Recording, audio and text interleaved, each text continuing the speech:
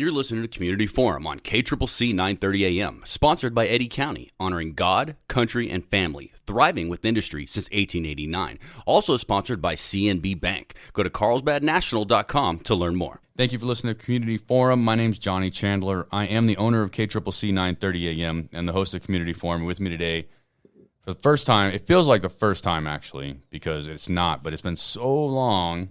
She's been ignoring us for months. Sarah Jones, director of the Carlsbad Public Library. Hello. Hi, thanks for having me. It's been a while. It has. I mean, it's been since the T-Mobile $40,000 grant was announced. It has. I'm sorry. That was the last time we talked about it. And when was that $40,000 grant given? April? No. I want to say we announced it in June. Oh, okay. So not quite 6 months. We're going on 5 months, probably 4.5 months before you got on here. But you've been very busy. Yes. And in June, we were probably talking about the summer programs and how they're probably underway, but they're also getting kicked off because it's still early in the summer. Yes. Right? So we're done with the summer programs. We are now officially in the fall. So we've got something specific I want to ask you, and you did something really cool that's one of the most forward-thinking library things in the entire country. Is that fair to say? Sure. Okay, now we're not going to tell anybody what it is yet because we want you to listen for the entire time. But what I will say is what you've done recently is great, I think, and it's only going to be spread further. But I'd love for you to talk to us about how your summer program went. I know you're a numbers fiend. You got a lot of numbers floating around your head. You have in the past, so I expect it at this point. Do your homework before you come interview with Johnny, right? Oh, I thought I should look stuff up before I came. Yeah, you should have known. And I'll do it. I was like, oh, just going to have a friendly chat, and you better be armed with info for our friendly chats, right? Yes. All right, well, just give us the highlights of the summer for sure. We doubled our numbers, I think, with attendance, with programs and reading. And this morning I was actually reading some of the parent responses, and a lot of them, they said that the program helped their kids increase their reading, increase their vocabulary, increase their desire to read, and kept them active in the summer. So that was always good to hear, because I know in the past with the pandemic, we've had to shift the program. So it was good to be 100%.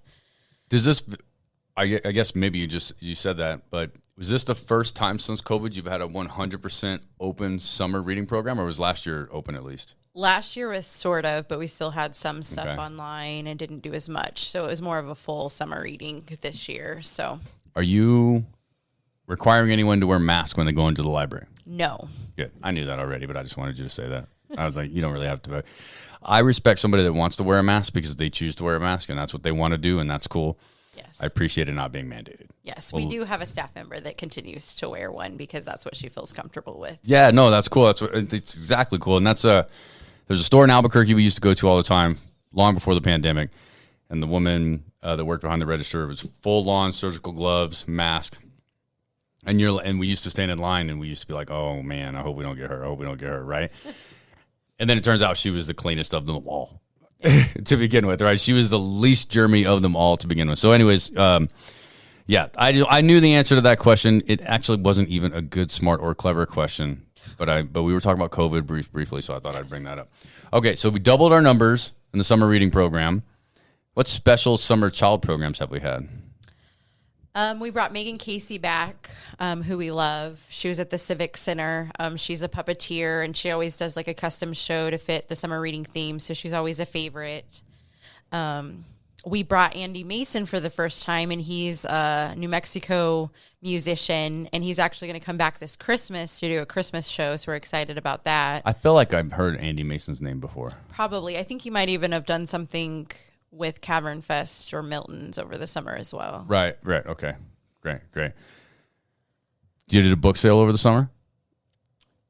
I think they did do one, but No, it was at the Living Desert Zoo in Garden State Park, yes. Right? And we may have talked about that already, but I wasn't sure if you guys were able to tell me, like, how much money you were able to raise. We made good money, but it wasn't our best sale because that weekend we had was super duper hot, so we didn't have a lot of the park didn't have a lot of visitors, and we get a lot of sales from the people just walking the park and buying stuff, so that definitely impacted the sale. But we had one super close to it as well, so that might have been part of it. And the shed full of books, is it still full of books, or did you empty those out a little bit? Well, I was in there the other day, and there's not that many boxes, but we have been giving away a lot more to promote literacy in the community. So, because we've recently teamed up with a middle school teacher at Alta Vista. All right. They're going to use books for art. We might even do an art show through it. So we were excited to give them some of our not so good hardback books. Yeah, because they're going to cut them up anyways, huh? Yeah. Who knows what kind of magic they're going to create. So vision board for everyone. Yes. Right? Type thing. Oh, that's great. That's good. So you're putting old books to good use, getting donations for books as you guys normally do, but the ones that, you're not going to get donations for, you're putting to good use as well. Yeah. That's awesome. I think obviously that's great. Now, before we get into the main topic of conversation about the real reason I wanted you to come on, let's talk about school has started. So let's talk about what you guys are doing for school programs, right? Story times have started back. Yeah. When are story times anyways? She's made changes to the story time, so she's got...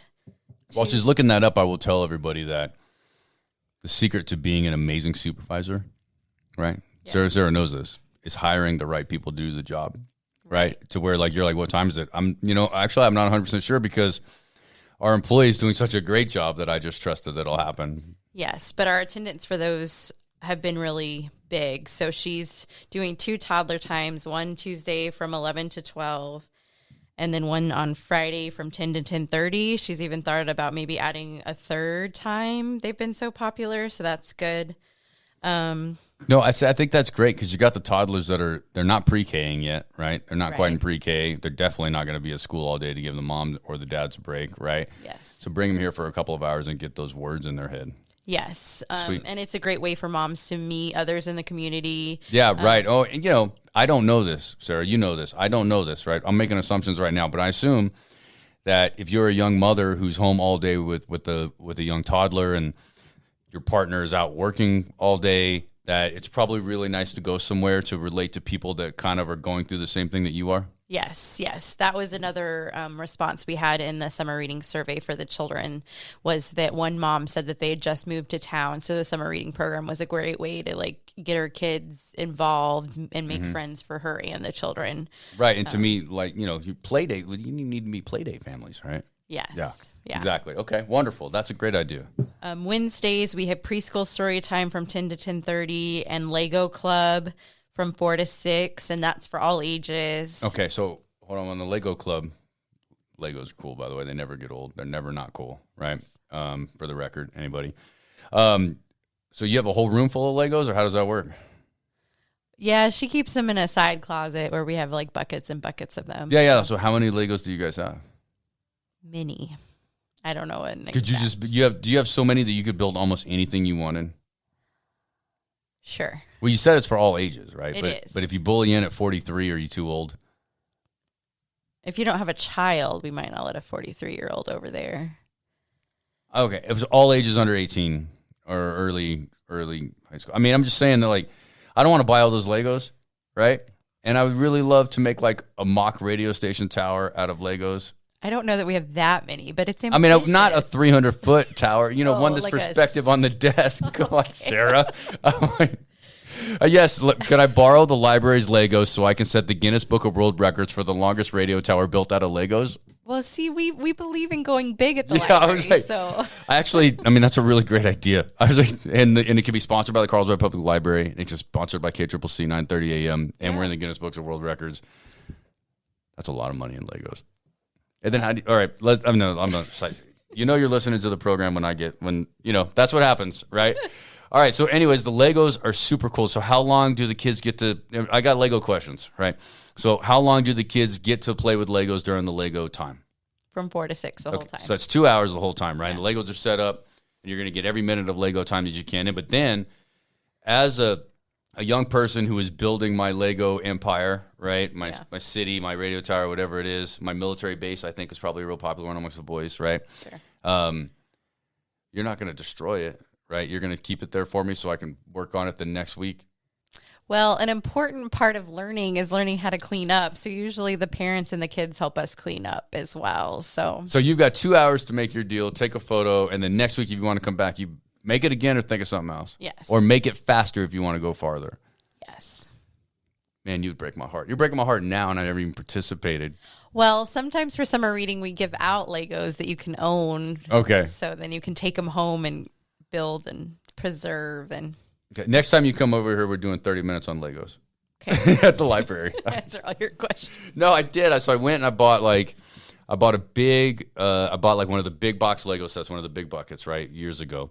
And I told my wife that I was going to make a mock pumpkin patch, right? The Balzano family pumpkin patch. That's my wife and I's, right? I was going to make the mock pumpkin patch out of Legos, and I was going to set it in the office here, and it's just going to be something people could look at, and it could be really cool.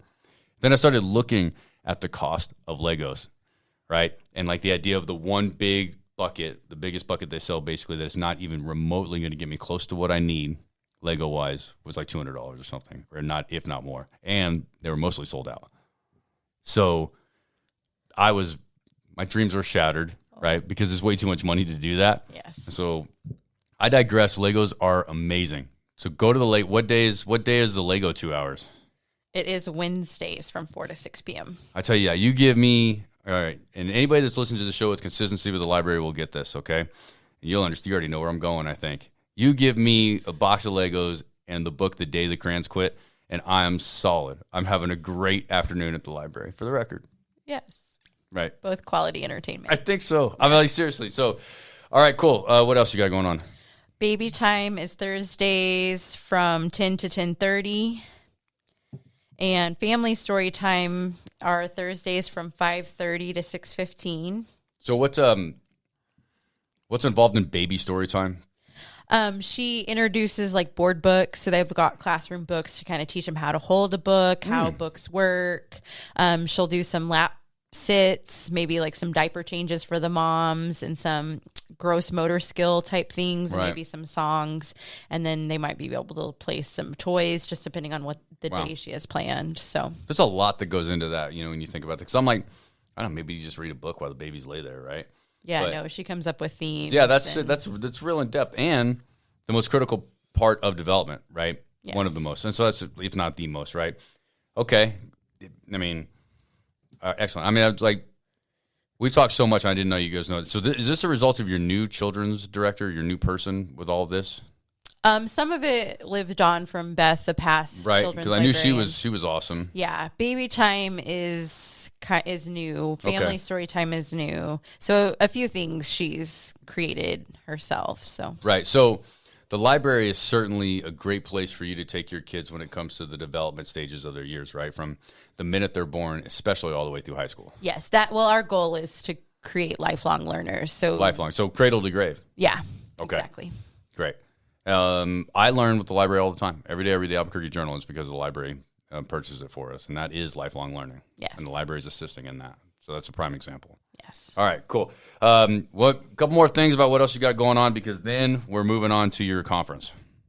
Go ahead. What else you got? Family story times are Thursdays from 5:30 to 6:15. So the whole family's welcome. And usually once a month, she does it as Spanish. We have a guest speaker that comes in and does a Spanish family story time. So those are our consistent weekly storytime programs. Okay. Is there any one thing that you guys are doing from now until the end of the year, and now being November 14th, right? So November 14th until the end of the year, is there like we've got the Holigonia Arts Park Christmas tree lighting, right? Or Christmas lighting? Night of Lights, yes, will be the 25th. That's it, right. And then the 25th, is that Black Friday this year? Isn't it the day after Thanksgiving typically? They always do it the Saturday after Thanksgiving. So a small business Saturday. Yes. So, okay, right. So is that the next big thing you guys are having on the property, or does the library have anything? You mentioned something about Christmas, and I may not have you on before Christmas, so why don't you tell us about that? Last year she did a big Christmas event. Yeah. But I don't know that she's planned that far out yet. Oh, I see. Okay. So. All right. Thanksgiving this year's on November 23rd, right? And then 24th is Black Friday, and then 25th is Small Business Saturday. Yes. Where you go shop the small businesses. Yes. And join the parade, the Electric Light Parade. Yes, because Night of Lights kind of kicks off the event. Then it goes into the Electric Light Parade. And this year, the Chamber of Commerce is doing something new and special. They're lighting a Christmas tree on the island to kick off Christmas you go. On the Pecos. Right. Well, that's the next step. I've got, we're going to get the Chamber of Commerce in here, recorded about what they do, of course, right? We're obviously going to get Carlsbad Main Street down here to talk about every great small business that we have. So Sarah Jones, I appreciate the update on what we've been doing since the last time you were here. But I want to get into one of the main reasons that I invited Sarah Jones to come on the program is because she went to an annual conference, and she went to an annual conference, I think, in the state of Kansas. Yes, Wichita, Kansas. Wichita, Kansas. Is that where you're from? No, I never lived in Wichita. No, that Kansas State wasn't from, which isn't in Wichita? No, it's in Manhattan, Kansas. Manhattan, it's like the big city, right? Yes. Oh yeah, is that what they call it, the Little Apple? Is that yes. Okay? Clever, right? Yes, because some men from New York City came and settled it, so they called it the Little Apple. Okay, all right. No, that's clever. That's a clever little piece of history. I bet if you're from there, that's probably something that gets old actually if you're from there. Yeah. Right. Okay. So you went to this annual conference, Wichita, Kansas, and the reason you went to this conference is because you, I think, and I'm going to say this, you and I talked about it before the program. You've been kind of instrumental. You've been pretty instrumental, very instrumental, right? In a unique way of helping adult literacy, right? Yes. And adult literacy is an issue in Eddy County for sure. We know that. Yes. Lee County, the Carlsbad Literacy Program, local oil companies are working with a lot of the young people to try to prevent the adult literacy issues, right? But we've got a lot of. So when I talk about adult literacy programs, I'm also talking about people that don't have trouble reading. They just are learning a new language, which. Right? Sometimes, but actually that number would probably be smaller than what you think. A lot of it's like English-speaking individuals that don't have high literacy rates. Okay. And for whatever reason, they've been failed or they failed themselves somehow, right? Yes. Right? I mean, whether it's the system or them or the family or drugs or severe trauma when you were little, whatever it may be, they've been failed or they unfortunately failed themselves, which is it's a fair way to put it, even though it's maybe a little less sensitive of a way to put it, right? Right. They've been failed or they failed themselves. Something failed along the way, right, yes. is what we're going to say. So what can you do when it comes to adults who, along the way at some point, things didn't work out, but they want jobs, they have families, right? They want to make money, they want to raise their families, they want to live a comfortable life. It takes some people longer in life to get to that stage than others, right? To get to the point to where they're like, oh, I have to have a job and pay bills all the time. It takes people longer in life to do that than others. So as a result, how are you guys approaching that? Well, we've taken lots of different approaches. We've gotten some grant funding to help support it. Some of it is just bookshelves in odd places in the community. But we've also built a really cool partnership with Milton's. Okay. And Milton's is the brewery downtown. If you don't know, it is the only brewery downtown. Yes. There is a place you can get wine downtown, the Trinity Hotel and Restaurant, and alcohol at Yellow Bricks. Yes. And what about Lucky Bull? Yes. And is Red Chimney in downtown or no? You're not the Main Street director, but I'm... No, they don't fit in the Main Street boundaries. Okay, so then that's your alcohol selections downtown. Yes. But there's only one place that serves alcohol where you can also... Go to adult story time. Okay, right. Back on track. Yay. So we started our partnership with Milton's, I think actually during the pandemic, it might have been 2020. We started an adult book club. And that's not really revolutionary because lots of libraries all over the country are doing book clubs with alcohol because it encourages people to attend. It encourages participation. It's like a working, like you have a meeting at lunch, it's voluntary, but if you provide lunch, everybody shows up. Right, exactly. And adults are busy, so sometimes if they can drink alcohol and talk about their favorite book, it's a motivator. Kind of the motivation behind partnering with Milton's wasn't just to get attendance up because they serve adult beverages, but it was to support their business. So I kind of approached it from an angle of, do you have a slow night? Is there ways that we can kind of bring in traffic to your building? And they told me like Wednesday or Sunday. So we kind of built a relationship.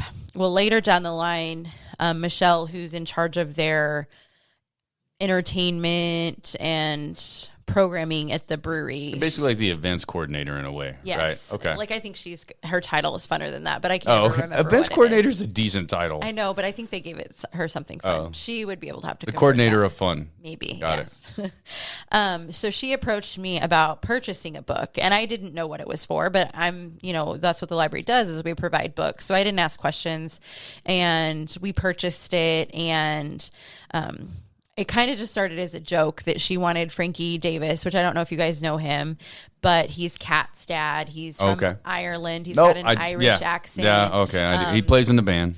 Yeah, super cool guy. She wanted him to read a story to her because of his accent. She thought it would be fun. So she was so excited when the book came in because she didn't think anyone would get it for her. And so they decided that she wanted him to read it to her, but he had to do it when she was bartending at the bar, and she gave him a microphone, and he was kind of like, oh, I just thought I was going to read to you in a corner. And it was so fun because he had never read the book before. And did he have any idea of the double entendre content in the book when he first opened it? No, because he never looks at the books, and he was just kind of like, I think he agreed it as like, oh, Michelle's just asking for this thing and it's never going to happen. And he didn't think it would be like this full performance aspect. I think he just thought it would be him and her like reading a book, and it was this whole thing. So when I found out about it, I was super excited.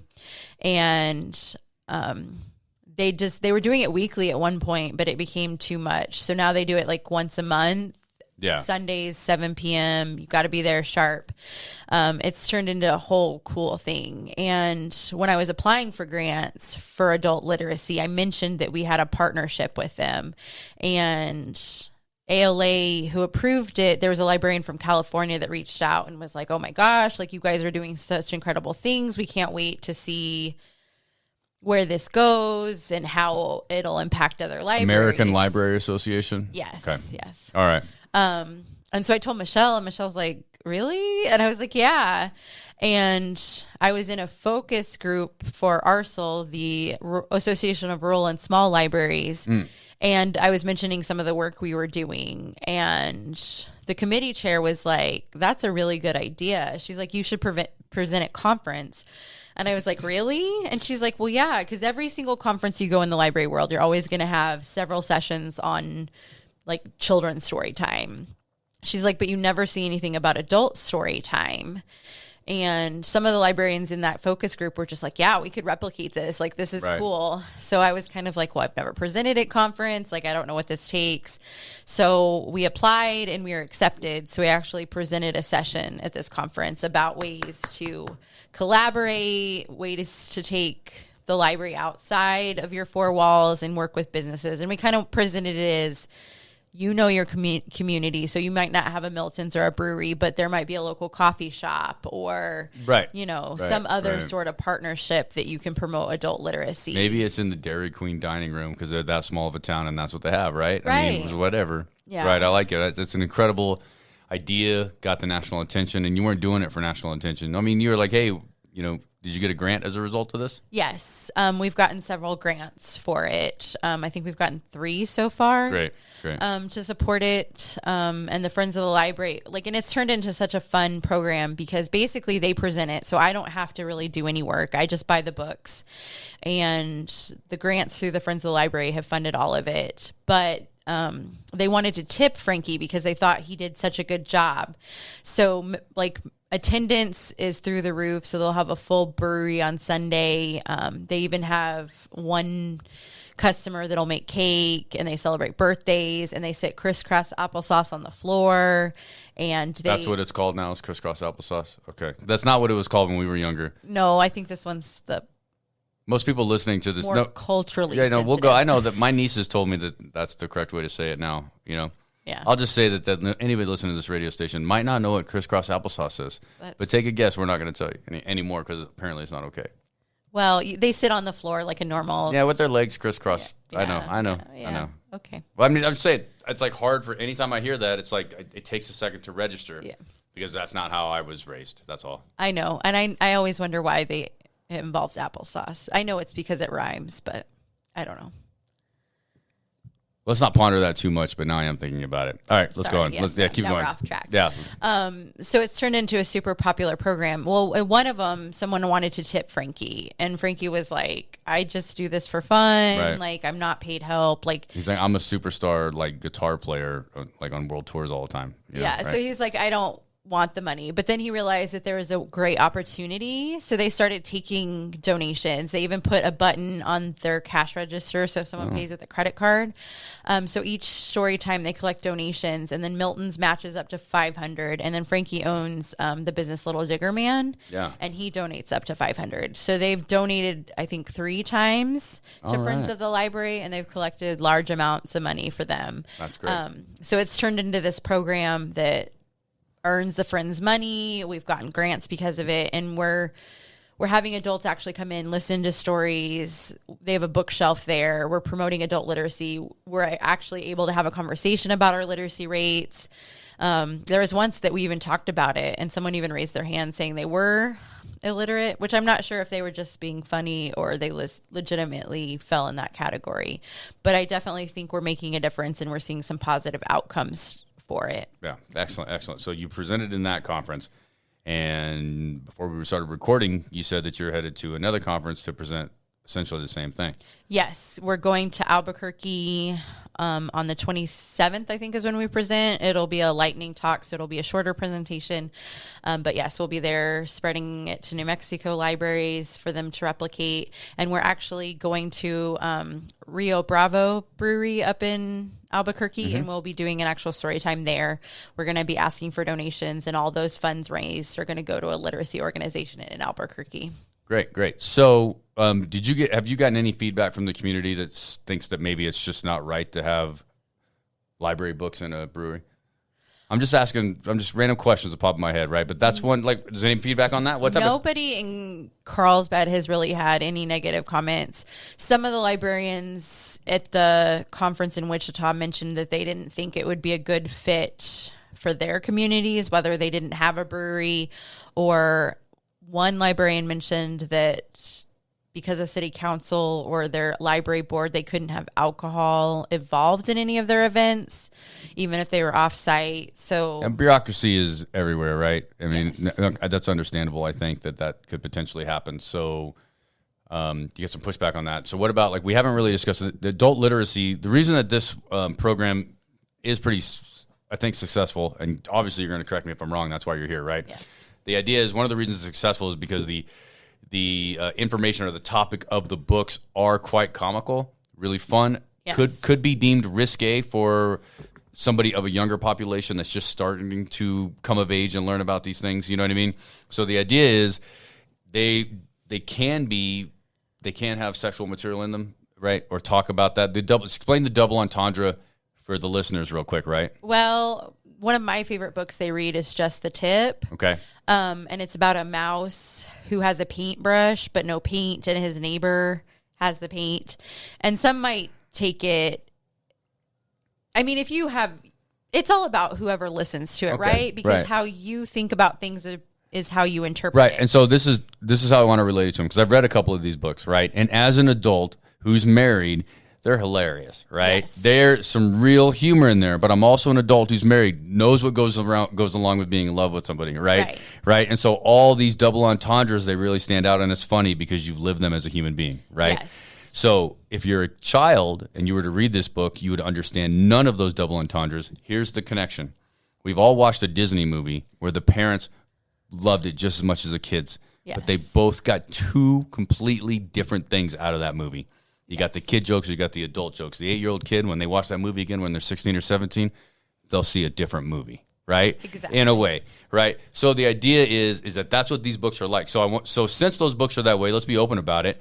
Do you store any of these books in the actual library? No. Okay. Milton's has their own collection. Got it. And they were out for a while, but unfortunately some of the books went missing several times. So I think all the Storytime books they even keep Yeah, they got in a staff area. They are like, you go to a brewery, we're all adults, we're having a good time. You read that book, it's hilarious, right? Yes. There's some funny books. They're short and humorous and just kind of a lot of fun to read, especially once, right? And you're going to read it twice after you read it the first time to make sure you know what you read, right? Yes. Because they are that entertaining, right? And if you have a few beers in you and one sneaking off a shelf, seems like a very human thing to do. Yes. Well, and Michelle was super upset the first time one walked away. And I just looked at her and I was like, I'll buy you another copy. I know, but and there's something that comes along with that, right? It's the responsibility of the idea that the library paid for this book, right? And then we're allowing it to be outsourced to a business, right? For an amazing cause, which has then increased adult literacy and awareness and led you to a couple of conferences to export this idea nationwide, right? Blah, blah, blah. We got all that. But then again, it was paid for. Yes, but I mean, some of it was paid by Milton's donations, so there's that. But I also think that there's some silver lining in it, because if someone takes it home who's not quite literate and they actually read the book over and over, and it's a chance for them to improve their literacy, I still think we've won. Okay. If that's the reason you took the book and you're listening to this program, you were forgiven, and please keep it forever, right? If you were listening to this program and you took it because you thought it was a joke, slide it back on the shelf the next time you get a beer, and nobody's going to care. Right? Yes. And they do have a whole bookshelf of like adult titles. Yeah, I mean, you can go to Milton's, grab a book and read, Yes. grab a beer, grab a book and read and enjoy your evening or afternoon. They open at like 4, I think. So you enjoy your evening, right? And it doesn't have to be that type of book. That's a place where they make you welcome to do that. Yes. Local magazines are there like crazy, right? Yeah. Well, and the books are only really for story time. And usually the crowd are all 21 or older. Oh, yeah. Well, yeah. And they always give a warning too. They let people know, because sometimes people, like travelers, have been in there and they're like, I don't want to listen to a book. Like, so sometimes people just don't want their beer to be disturbed by literature. So they always make an announcement and tell people they can leave. And sometimes they do it on the other side. So they're always very conscious of who's in the audience. And so we're just about done with time today. You and I talked so easy. You know, I actually thought this was going to be a short one, but if we don't get off on a tangent or two that I initiated, then we're not doing community forum. You know, it's just so just give us a closing statement about. To me, I'd like a closing statement about what, you know, the invention of the program is great. It's now being asked to present, to be exported, right, for other people to copy, because it's such a cool thing. So what does that mean to you as library director? To see this acknowledgement and to see something that you're just so naturally passionate about kind of be expanded? I just think literacy is important at any age, regardless of your literacy level. And I think as adults, sometimes we get stuck in the daily grind and we don't think it's important. So I think the beauty of the program is that it encourages people to get together, have a good time, celebrate life while laughing. And I think that if the library is helping produce that and helping a business thrive, then we're truly embodying our mission. It's great. Anybody that listens to this knows how much I love the library, right? But I actually think it's because of you, Sarah. Oh. Right? Seriously. I mean, I'm into libraries, but I was never into these libraries like this when I was in Albuquerque. Yeah. You know what I mean? So thank you very much. Sarah Jones, director of the Carlsbad Public Library, really doing big things. Getting invited to nationwide conferences, regional conferences. Great stuff, Sarah. Thank you for your time. Thank you for having me. You're listening to Community Forum on KCCC 930 AM, sponsored by Eddy County, honoring God, country, and family, thriving with industry since 1889. Also sponsored by CNB Bank. Go to carlsbadnational.com to learn more.